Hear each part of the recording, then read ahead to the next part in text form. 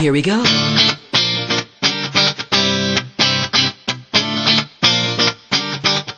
Let me lift you up. We'll go right to the top. Let the sun come up. Together we can fly. All our hearts collide. Stay here by my side. I say we jump, we fly, we reach out to the sky. And it goes on and on and on and on and on. And we go on and on and on and on. And it goes on and on and on and on and on. And we go on and on and on and on. We're gonna fly high, be alive. Yeah. We're gonna fly high, be alive. We're gonna fly high, be alive.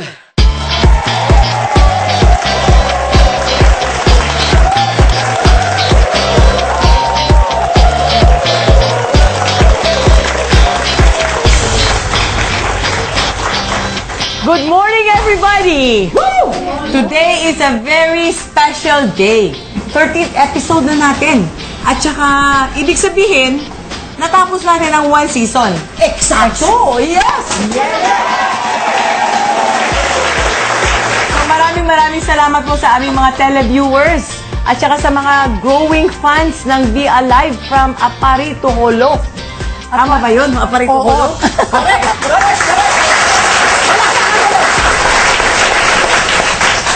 At maraming salamat din sa lahat ng mga nagbigay ng mga kwento nila sa atin. Those who shared their beautiful and amazing stories with us. At sa mga doktor din po natin, Tita Maggie, who are always willing to support our program. Sama-sama po natin na abot ang tagumpay.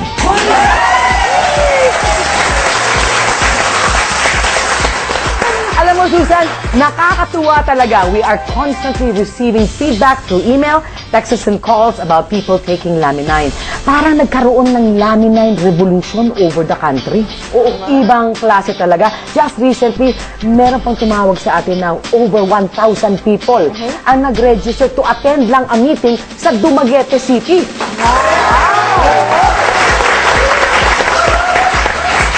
Naku, Ana, hindi lang sa Dumaguete, pati sa Bohol, sa Ilocos, no? At saka ang dami mga hospital tumatawag sa akin. Ay, correct. Alam mo, sabi, ang dami daw pinanganak na ang pangalan ay Laminine.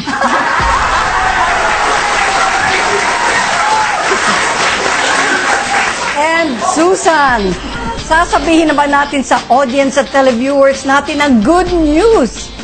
Ang sabi? Mamaya na, para surprise. Para surprise naman sa mga televiewers natin. Alam niyo po, mahal na mahal ko po ang show natin.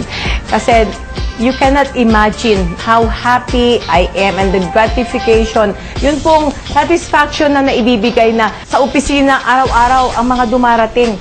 Para pong ospital na eh. Pero pagka po, mga after 3 weeks, bumabalik po sila na ang sisigla na nila at may mga kwentong sari-sarili na binibigay nila at sinishare. And today, as our season ends, we will give you hope.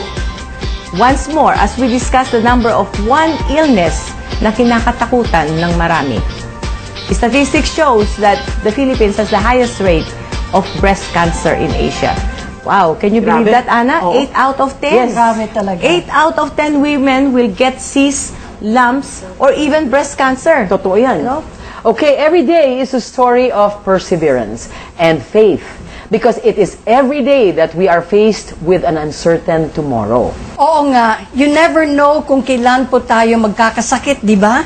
So let's conquer every day with optimism. At kaya po, nandito kami para po mabigyan kayo ng hope and show you ways of dealing with sickness and prevention through alternative and natural ways. Panoorin po natin ang kwento ni Josephine Rosauro. Ako po ay si Josephine Rosauro. Ako po ay nagkaroon ng bukol. Ayaw ko nang humantong na mauoperahan pa po dahil dumanas na po ako ng operasyon. Noong December, tataka ako bakit namumula na yung nipples ko. At nagbabayulit na yung pinaka-line niya doon sa nipples. Matagal na po yung bukol na yung 2008 pa po. Maliit lang siya. Kaso lang hindi ko ginagalaw. Maraming nagpayo sa akin na ipa-check ko raw, ipa-biopsy. Hindi po. Ayoko na. Pinabayaan ko lang po. Para sa akin po, handa na po ako kung anong mangyayari sa akin. Pero ang iniisip ko naman, hindi ko na ipapagalaw. Ngayon, may nakapagkwento sa asawa ko na subukan daw mo ng Laminine. Sinubukan muna po namin. Nung nagtik ako ng Laminine, 1 week lang, parang unti-unti siyang lumiliit. After 1 month, wala na. Nagpunta yung asawa ko dito kasi nagtatanong ako bakit makirot. Parang naopera ako na makirot. Ang sabi ng asawa ko, ganyan daw talaga po. Mawawala din yan after 1 week. Totoo naman po. Ngayon, masaya ako po dahil wala na yung bukol eh. Nung nakuha ko yung mammogram result na halos na wala ng malitik, masayang-masaya na po ako.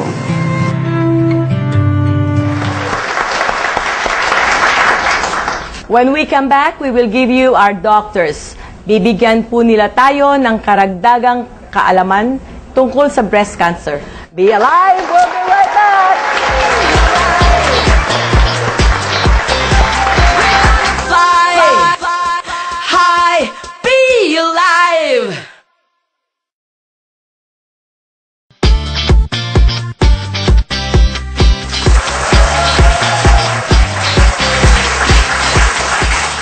Welcome, doctors. Doctors, ayon sa kwento ni Josephine Rosario, yung nipples daw niya were turning purple na. Ito ba yung mga signs at senyales ng breast cancer? Marami tayong mga senyales kung nagkakaroon ka ng breast cancer. Yung isa nga dito, kadalasan ang nangyayari, may nakakapangbukol yung babae o merong lumalabas na discharge na tinatawag, meron ding pain or kuminsan parang namamaga na rin yung nipple. Baka ganun yung halos nangyari sa kanya. Pag ganon, kailangan talaga magpatingin ka na rin sa doktor mo pag merong kang ganong mga sintomas. Saka di ba, doktora, when you have symptoms of a breast cancer, nagsisimula yan sa cyst, di ba? Dapat hindi binabiopsy yan kung nasa loob ng katawan, kailangan tanggalin muna. Isn't it true? Actually po, meron pong mga ibang paraan. Yung self-examination, at around 20 years old, you do your self-breast exam. And then, recommended 20 to 30 years old, every 3 years, clinical breast exam. Yun yung sinasabing done by a clinician, done by a doctor. Pero pag if you're above 40, every year, dapat nagpapa-clinical breast exam ka. And then, your doctor will recommend kung magpapamammogram ka, or meron tayong tinatawag na mga babaeng at risk, yung pwedeng nasa genes or may mga risk factor na parang mas prone sila magkaroon ng breast cancer. Doon nagkakaroon ng attention or mas madalas na pagpa-check up with their breast. Yung bang mas maliit ang breast, mas prone o yung mas malaki o walang rule? It doesn't really matter whether it's small or large. The risk factor is on both. Either it's because of your age, the family background, or sa race. Pero doctor, bakit nasa statistics ngayon that the Filipina woman has the highest incidence now of breast cancer? Simply because of 3 factors. Their propensity to alcohol. Second is their aggressiveness on sex. And then the third is the food or the dietary habits. May nabasa din po ako na there is breast cancer also for male. It doesn't mean na women lang ang nagkakaroon ng breast cancer. So, pero mas marami lang talaga ang sa babae than in male. Pero hindi porke lalaki kayo, hindi kayo magkakaroon. So, pag meron din kayong nararamdamang sintomas na katulad ng sinabi ko, patingin na rin kayo kahit lalaki kayo. Actually, doctors, I had an experience with a cyst, no? I am diabetic, so siyempre, pag diabetic ho tayo, prone ho tayo sa mga sakit din. Every year without fail, kasi ang dami ko ng kaibigan may breast cancer, siguro mga 5. Yung mga talagang malapit din sa akin, no? Every year napapamammogram ako. And then after that, sabi sa akin ng doktor, in 6 months time, magpapa-opera ka na, kasi yun yung mga tipong cyst na pag left unattended, yun ang nagiging cancerous. Si Tita Maggie, kinulit-kulit ako, mag-take daw ako ng Laminine. Sabi ko, ano na naman ito, di ba? So, okay, try lang, di ba? I took the Laminine not for the bukol, but for my diabetes. So, 6 months later, I went back to the hospital. Sabi ng surgeon ko, we'll already pinpoint yung coordinates ng bukol para maitanggal na natin, no? So I went to the hospital, ultrasound, yung technician pa lang nandoon. Sabi niya, ma'am, pwede natin hintayin yung doktor kasi parang medyo hazy, no? Tapos dumating yung doktor, the doctor was trying to locate it also. No? Sabi niya, are you sure you had a cyst? I said, yes, doctor. Dala ko yung dati kong recommendation ng surgeon. Sabi niya, I cannot find it.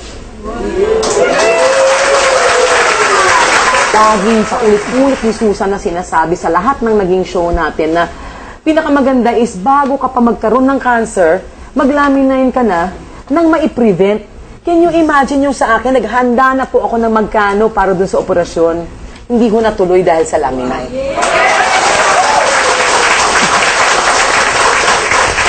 Amino acid, it decreases cell oxidation.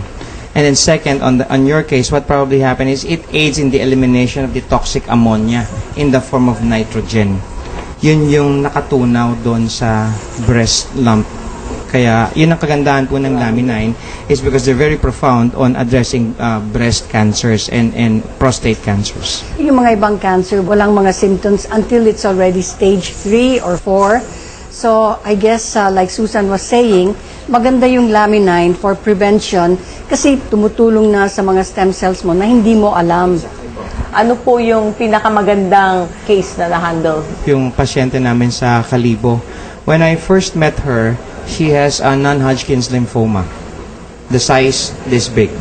And what the distributors there in Aklan did is that they pitch in that they make it a point na every week merong isang box yung may non-Hodgkin's lymphoma. Ganun naman sa probinsya, tulong-tulungan.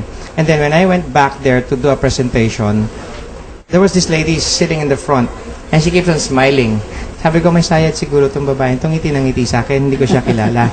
And then after the presentation, she approached me. Sabi niya, Doc, hindi mo ako natatandaan. Sabi ko, hindi po eh. Sorry. Ako ho yung merong non-Hodgkin's lymphoma. I go, what? Ano nangyari? Kasi maliit na lang, bukol na lang eh. And that was the most profound na naghihintay pa rin siya na mapuntahan siguro sa next season, mapupuntahan siya ng Be Alive to talaga may before and after picture and medical diagnosis. Napakaganda. Masyadong malakas ang bulong-bulungan tungkol po sa stem cell. I would like to reiterate, this is not a stem cell therapy. This is a cell repair kit or a cell repair mechanism that is totally unique because the world has not seen this before. Tayo pa lang po ang meron dito sa Philippines and it addressed a lot of health issues from A to Z. Napanood niyo po yung ibang mga episodes. Wala pong mawawala sa inyo kung susubukan nyo. Huwag po kayong matatakot dahil hindi po ito galing sa katawan ng tao, hindi ito galing sa embryo, hindi ito galing sa umbilical cord, at lalong hindi galing sa ovine or bovine. This is a fertilized avian egg extract and this has been present since 1929 pa. Hindi pa po tayo pinapanganak, ginagamit na po ito sa pag-address sa lahat ng klase ng cancer ni Dr. John Davidson. And we're so lucky because Ma'am Susan Barlin, through Forever Rich Philippines and Life Farm Global Network, was able to bring it here to the Philippines para pakinabangan po ng mga Pilipino. Dr.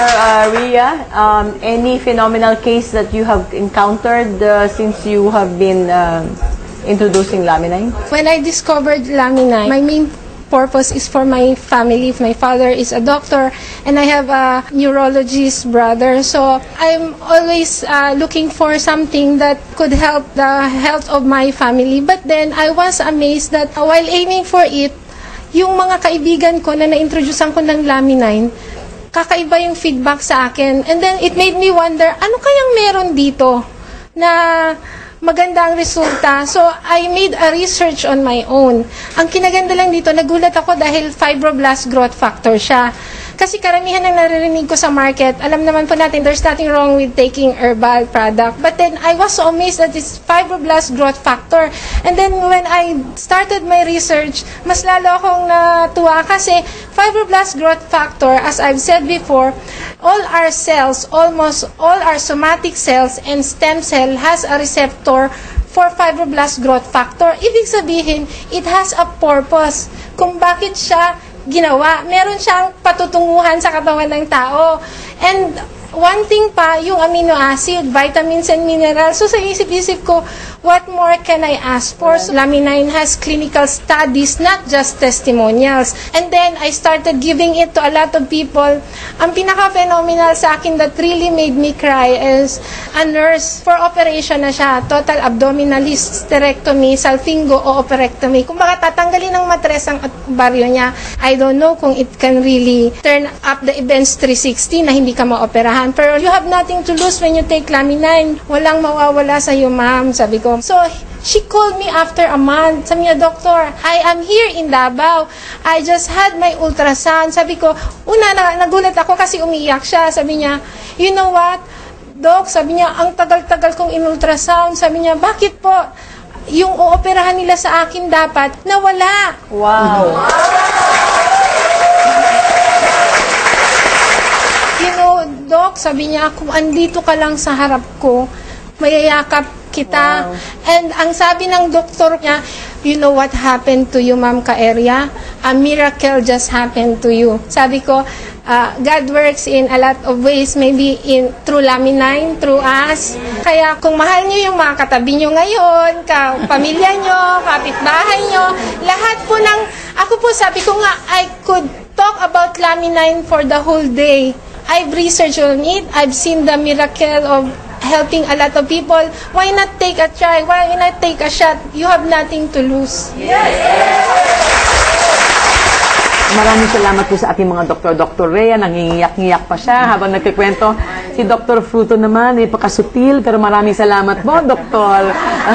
Salamat po sa lahat ng ating mga distributors, Ana, no? Kasi talagang masigasig sila na mag-share ng Lamine sa lahat po ng sulok ng Pilipinas. Kay Tita Maggie, kay Ana, sa aming mga staff, sa ating mga crew, at sa GMA7, of course, maraming salamat po sa pagbibigay sa amin ng pagkakataon na maibahagi namin sa buong Pilipinas ang miracle of life na Lamine. At para po doon sa nalalayuan sa Manila, marami po tayong mga branches sa Cebu, sa Calamba, sa Santa Rosa, at sa Bacolod. At tumawag lang po kayo sa opisina para malaman po ang numero ng ating mga centers at saka mga branches para po makuha nyo ang telepono at saka mga oras ng training at product presentation. And to our supporters, Aquabest, salamat.